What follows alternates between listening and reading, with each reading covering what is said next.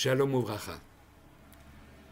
Depuis le début de la Maseret Yoma, nous voyons comment le Kohen Gadol a dû se séparer de sa maison 7 jours à l'avance pour être prêt en état de pureté pour le jour de Yom Kippour.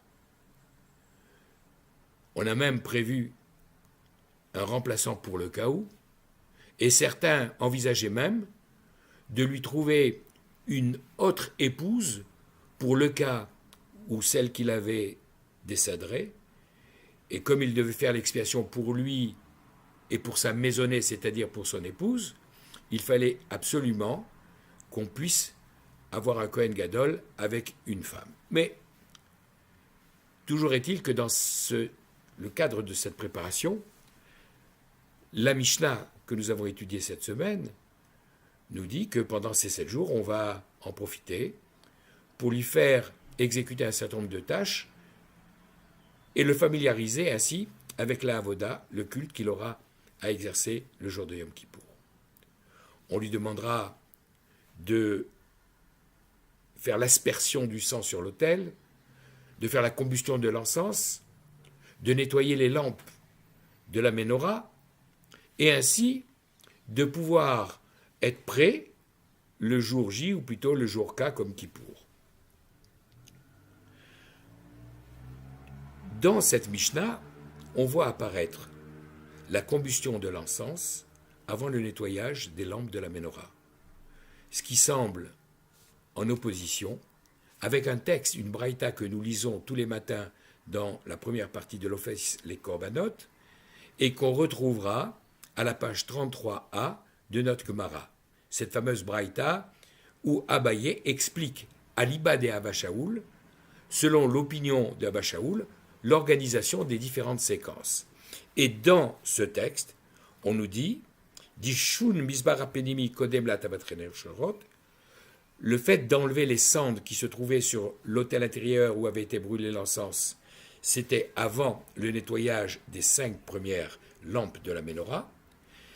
Et ce nettoyage-là, kodemet les damatamid, précédait l'aspersion du sang du sacrifice perpétuel, de l'holocauste du matin. Vedam atamid kodem la tavaterot shetenerot. Et l'aspersion de ce sang avant le nettoyage des 2 dernières lampes de la menorah. Et ce nettoyage-là, avant Ktoret, la combustion de l'encens. Ce qui semble donc être en contradiction avec ce que nous dit la Mishnah. Et nous avons vu dans notre texte toute une discussion pour expliquer que la position des sages, c'était que, en tout état de cause, la combustion de l'encens devait se faire avant l'allumage des bougies qui termineraient la journée de travail proprement dite dans le temple, à part la combustion des morceaux qu'il faudra poursuivre, y compris pendant la nuit. Et c'est la raison pour laquelle les sages disent Ketoret, la combustion de l'encens avant les 2 dernières. Il y a toute une discussion pour essayer de réconcilier et expliquer les différentes positions, mais toujours est-il qu'il nous reste à répondre à la question suivante, mais au fait, pourquoi on n'a pas nettoyé les 5 premières lampes en même temps que les 2 dernières, les 7 d'un coup, pour avoir coupé en 2. Dans la page 33a, la Gemara nous proposera, de manière technique en s'appuyant sur les mots des versets, nous proposera une explication.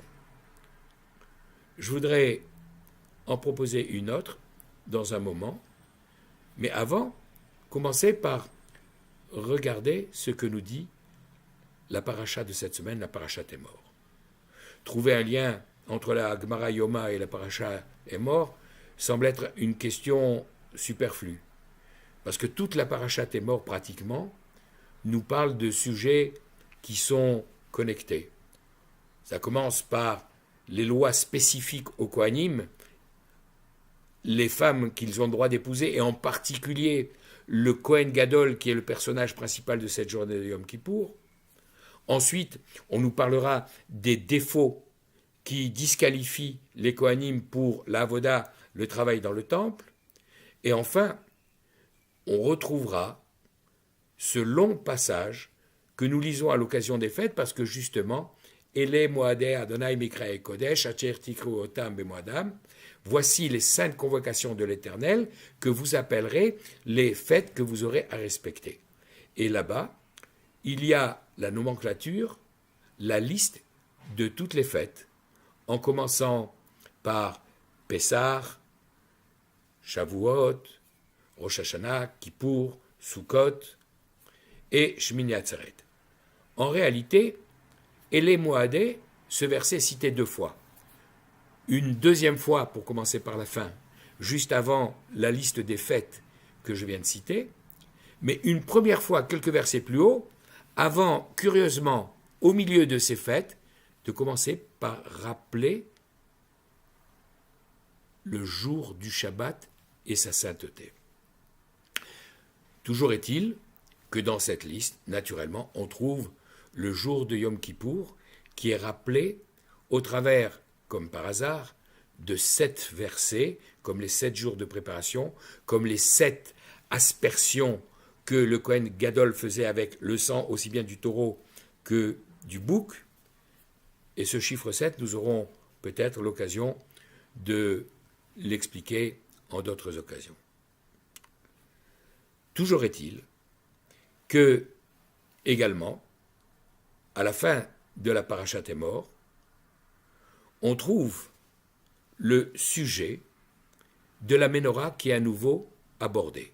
Je dis à nouveau parce qu'il avait déjà été une première fois à la fin de la Parashat Tetzavé, au niveau de l'ordre donné de l'exécution de cette Ménorah, avec tous les détails de sa fabrication.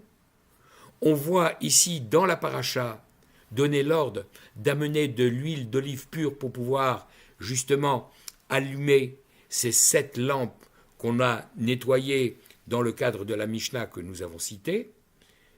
Et on retrouvera dans la Parashat Be'alotecha, la 3e Parasha du livre de Bemidbar, à nouveau cette Ménorah avec la manière dont on devait l'allumer. Alors, puisque aussi bien dans la Braïta de Abaye, dans la Gemara Yoma, que dans la Parasha, on parle de cette Ménorah et de la manière de la nettoyer avant de pouvoir l'allumer, je voudrais vous proposer une réponse à la question que j'ai soulevée tout à l'heure. Pourquoi ne pas avoir nettoyé les 7 lampes en une seule fois? Le Chida nous rapporte l'opinion du Harizal qui nous dit que dans la Torah, il n'y a pas 5 livres. Nous connaissons les 5 livres de Moshe parce que c'est la forme actuelle que la Torah a prise après la faute du veau d'or, mais en réalité, la Torah est constituée de 7 livres. Ceux que nous connaissons, Bereshit, Shemot, Vaïkra et Devarim. Mais le livre de Bemidbar, curieusement, lui, n'est pas compté comme un seul livre, mais comme 3. Pour une raison très simple.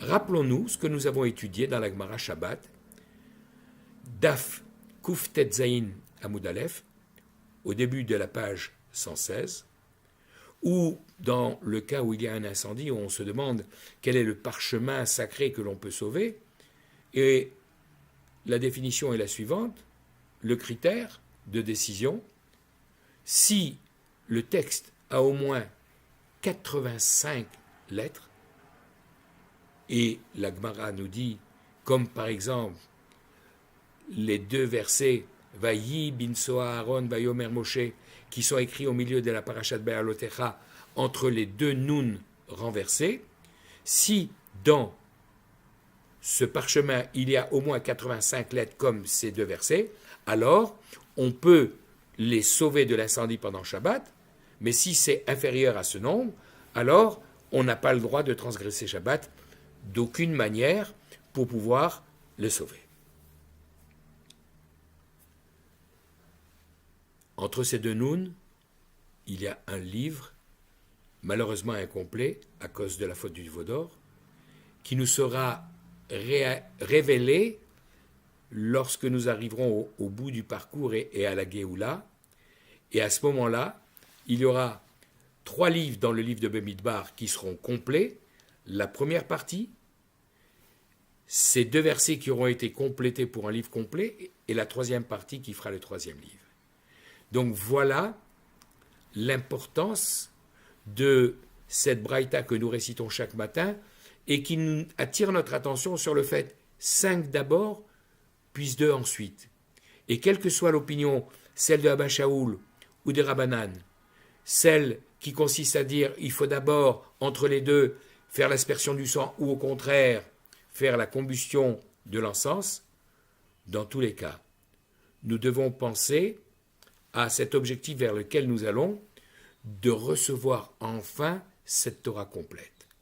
Et je voudrais terminer en rajoutant un mot, en disant que dans la paracha de Be'alotecha, on s'adresse à Aaron et à ses enfants, de la même manière que dans notre paracha, après toutes les fêtes, celles de la Torah, on fait un clin d'œil à la fête de Hanouka, symbolisée par l'allumage de la menorah qui vient juste après la liste des fêtes.